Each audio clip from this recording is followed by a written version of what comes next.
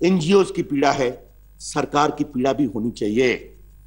और आज संसद में ये जो चर्चा हो रही है, तो हम उस पीड़ा का प्रकटीकरण कर रहे हैं ताकि कोई रास्ता निकले, समाधान निकले।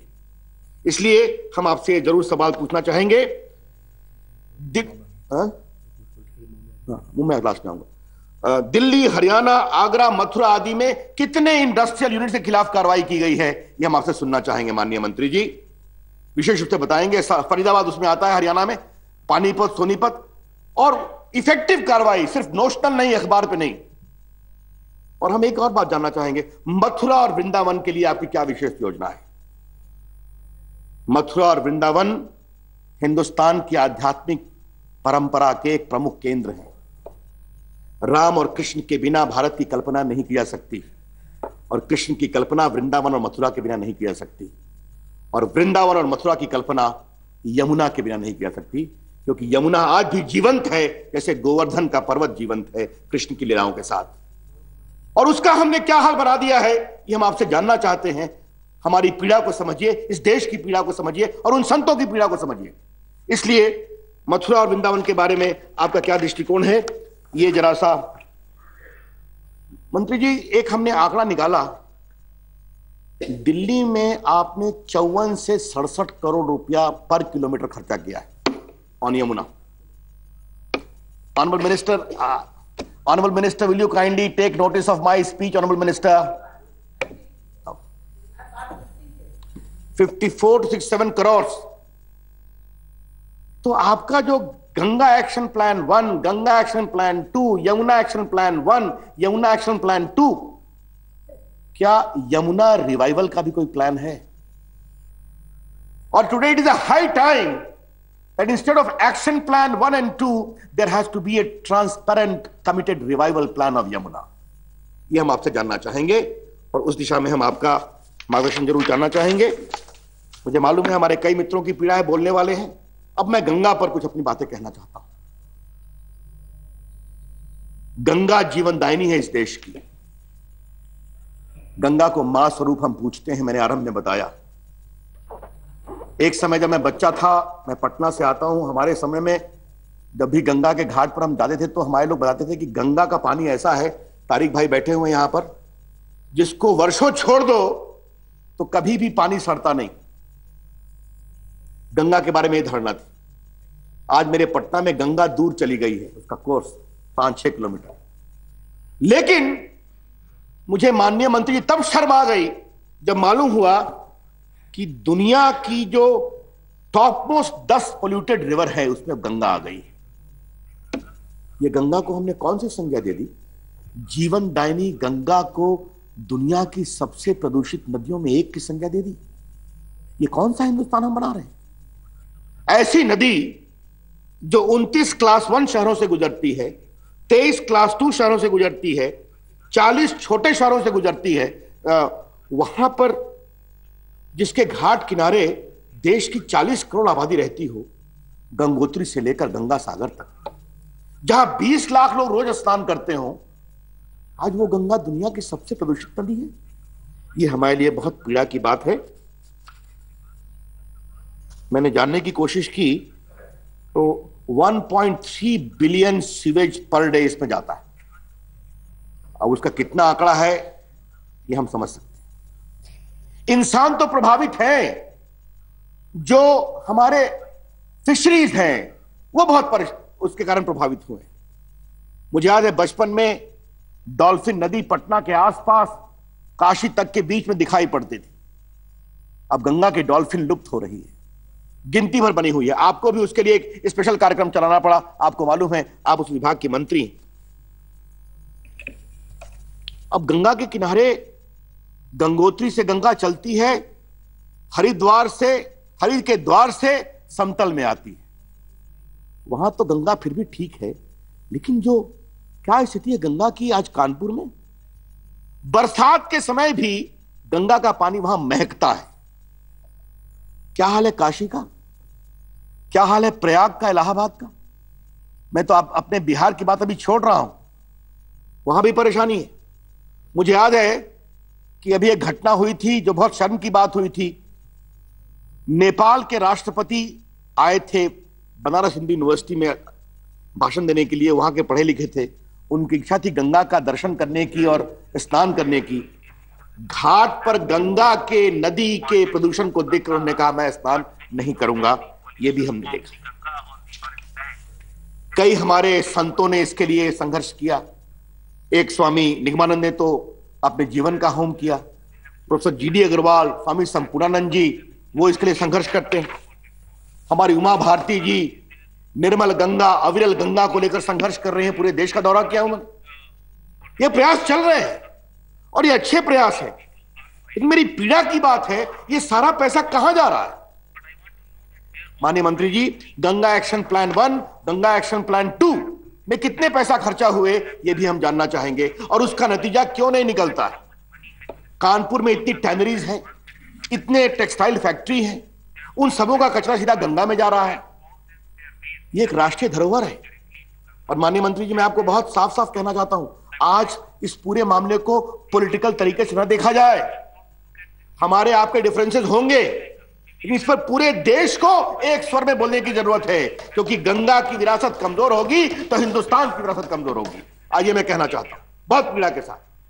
और जो स्थिति दिखाई पड़ रही है वो बहुत चिंता की बात है। ये मैं आपसे जरूर कहना चाहता हूं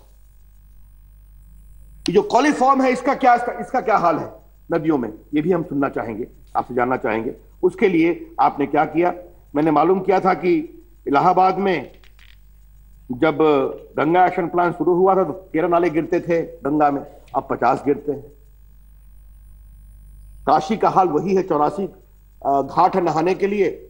वहां 2 नदियों 80 और वरुणा के बीच में गंगा है, और 80 और वरुणा दोनों नाला हो गई है। थोड़ा आप अपने पूरे प्लानिंग के अप्रोच को भी दोबारा समझिए माननीय मंत्री जी। पहले गैप हुआ 1 कि भारत सरकार तय करेगी, फिर हुआ प्रदेश सरकार भी तय करेंगे, फिर हुआ भारत सरकार तय करेगी। अब आपने लोकल बॉडीज, नगर पालिका को भी इन्वॉल्व करने की कोशिश की है।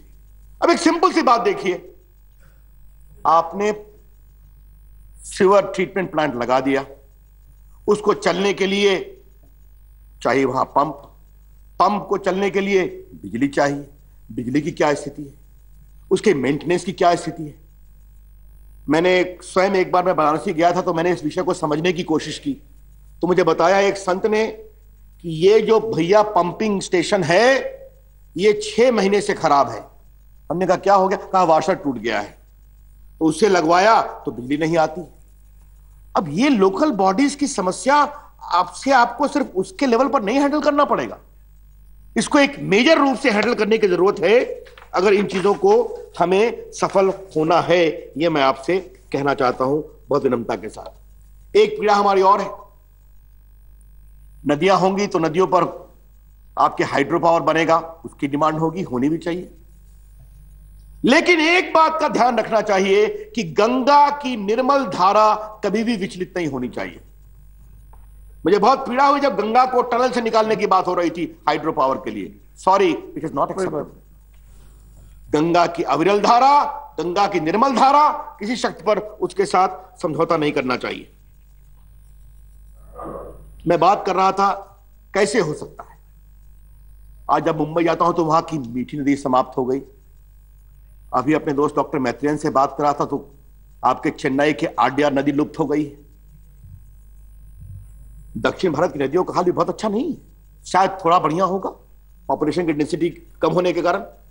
लेकिन क्या गोदावरी, क्या गंगा, क्या गोमती, क्या यमुना, क्या चंबल, क्या सोन, क्या सतलज, सब जगह बहुत चिंता और पीड़ा की बात है और इसे हमें ठीक करने की जरूरत है। आज मैं आपसे कुछ सुझाव देना चाहता हूं, अच्छा लगेगा अगर आप उसका उत्तर देंगे। अगर देश जागता है तो रास्ता निकलता है। हमने एक पोलियो प्लस कैंपेन चलाया था, याद करिए। क्या राज्य सरकारें, क्या केंद्र सरकारें सब जुड़ी और हमें इस बात का आश्वासन है कि आज इस देश से हमने पोलियो को उन्मूलन कर दिया।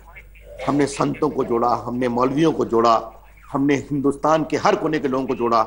And today eradication of polio became a national mission and ultimately we succeeded. Do you have any plan, Honorable Minister, to make these rivers pollution free as a part of national mission. If you have the plan, what is the blueprint and how you are willing to take all the stakeholder? मुझे मालूम है प्रधानमंत्री जी अध्यक्ष है Ganga action plan के, वो तो मुख्यमंत्री जी भी हैं, मुख्यमंत्री लोग भी हैं, लेकिन कोई उसका असर नहीं निकला है। अभी देखिए गुजरात की चर्चा बहुत होती है, कई कारणों से होती है। एक बात तो कहना पड़ेगा, साबरमती नदी को अहमदाबाद में जो एक गटर बन गई थी, आज पूरे प्रयास से वहां सुंदर बनाया गया कि साबरमती नदी रेस्टोर हो चुकी है। हम सभी देख रहे हैं। क्या ऐसा काम हम कर सकते हैं? क्या अखबारों में आए? हमारी सरकार में अटल बिहारी वाजपेयी थे प्रधानमंत्री, हमने नदियों को जोड़ने की बात की। क्या नदियों को जोड़कर हम जहां एक्स्ट्रा पानी है वहां पानी फ्रेश वाटर डाल सकते हैं? जहां नदियां परेशान हैं, सुप्त हो रही हैं, या उनके पास इनर चार्जिंग वाटर नहीं है? हम इन चीजों को आपसे जरूर सुनना चाहेंगे। एक बात हमें और कहना है, आज आपको मुझे एक विनम्र से आग्रह करना है। 1986 से गंगा एक्शन प्लान आया, 93 से यमुना एक्शन प्लान चल रहा है, correct me if I am wrong. आज हम 2013 में हैं और क्या गंगा क्या यमुना दोनों की हालत पीड़ादायक है, और यमुना तो ऐसी है कि आंखों में आंसू आता है। माननीय मंत्री जी, करदाताओं के हजारों करोड़ रुपए खर्चा हुए, क्या आप कोई व्हाइट पेपर लाएंगी ताकि संसद को आप बताएं कि क्या कितना खर्चा हुआ, कहां कमजोरी हुई और कहां सुधार की जरूरत है? मैं डिमांड करता हूं कि भारत की नदियों के प्रदूषण मुक्त होने के बारे में एक व्हाइट पेपर संसद में लाया जाए, ताकि हम विशेष रूप से गंगा और यमुना के बारे में ये आपसे हम जानना चाहेंगे। ये हमारा आपसे आग्रह है। दूसरी बात, आपकी योजना में the river are pollution free visually, देखने से ही लगे कि नदी स्वच्छ है और निर्मल है, इसके बारे में क्या योजना है? नदियों के रेस्टोरेशन प्लान के बारे में एक्शन प्लान के साथ साथ क्या रेस्टोरेशन प्लान की बात आप करेंगी? एक मेरा और सुझाव मुझे लगा, एक मित्र ने दिया कि जैसे आप समुद्र किनारे CRZ बनाती हैं माननीय मंत्री जी, क्या बड़ी नदियों के किनारे कोई रिवर रेगुलेशन जोन बनाने का विचार कर रही हैं आप, ताकि नेकेड तरीके से रियल एस्टेट का डेवलपमेंट नहीं हो? जमीन के किनारे जो बड़ी बड़ी नदियों के किनारे हैं वहां एक नियंत्रण हो कंस्ट्रक्शन के। जो पुराने मंदिर हैं, जो घाट हैं, हमारी नदियों की कल्पना हमारे मंदिरों के बारे में नहीं कह सकती, इसलिए हम सबको डिस्टर्ब नहीं कर सकते। लेकिन जो इस देश में बेतहाशा कंस्ट्रक्शन हो रहा है, उसके बारे में आप क्या करने जा रही हैं? ये जरूर, ताकि अर्बनाइजेशन और इंडस्ट्रियलाइजेशन की भूख में नदियों के किनारे न बिक जाएं, इसकी कोशिश करनी बहुत जरूरी है। माननीय मंत्री जी, मैं अपने इस पूरे इंटरवेंशन को अंत करना चाहूंगा एक देश की पीड़ा के माध्यम से। आज संसद, राज्यसभा देश की पीड़ा की अभिव्यक्ति कर रही है, और यह पीड़ा राजनीति से परे है, यह पीड़ा दलों से ऊपर है, क्योंकि यह देश की पीड़ा है और यह पीड़ा आपकी पीड़ा भी है। और मुझे इस बात का बहुत संतोष है कि जब एक दिन हम सभी मित्रों ने इस बात की कोशिश की तो सारे पार्टी के लोगों ने तुरंत हस्ताक्षर किए और इसको आगे बढ़ाया। माननीय मंत्री जी, अगर देश की सर्वानुमति की पीड़ा है तो उस पीड़ा का प्रकटीकरण सरकार की ईमानदार कार्रवाई के समाधान के माध्यम से होना चाहिए, और इसलिए हम आपसे जानना चाहेंगे कि आपकी क्या दृष्टि है। आज मैं बीजेपी की ओर से आपको आश्वस्त करना चाहता हूं, इस दिशा में आप जिस तरह का भी कार्य करेंगी हमारा पूरा सहयोग होगा, क्योंकि हम चाहते हैं यमुना, हम चाहते हैं गंगा, गोदावरी, कावेरी, ये सभी अपने पुराने स्वरूप में आए।